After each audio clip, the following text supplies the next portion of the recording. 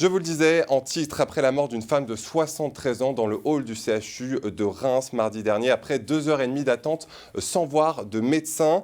Ce témoignage à présent, celui d'un autre patient, un homme qui affirme être un rescapé, le mot est fort, des urgences du CHU de Reims en novembre dernier. Selon lui, sur place, son infarctus n'avait pas été bien diagnostiqué. Ophélie Mazur, Juliette Poirier et Jean Barrère l'ont rencontré.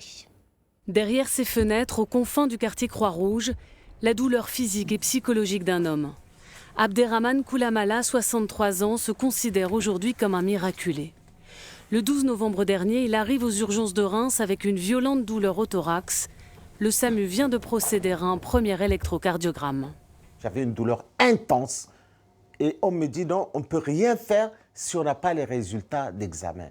J'ai dit à l'interne, je suis en train de faire un infarctus, monsieur. Il m'a dit non, monsieur, votre électrocardiogramme est bon. J'ai insisté pour qu'on m'appelle le SAMU. On m'a appelé le SAMU est venu, le médecin du SAMU, qui est un homme extrêmement compétent. Il m'a refait un électrocardiogramme, il l'a tendu à l'urgentiste, qui a dit, mais c'est strictement normal. Il dit, non, monsieur, vous êtes en train de passer à côté d'un infarctus.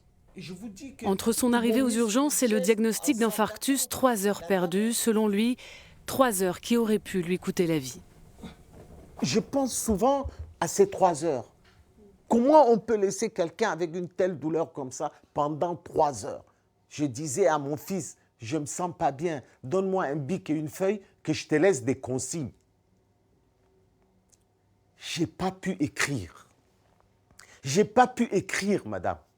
La douleur était tellement forte que je lui ai dit, écris.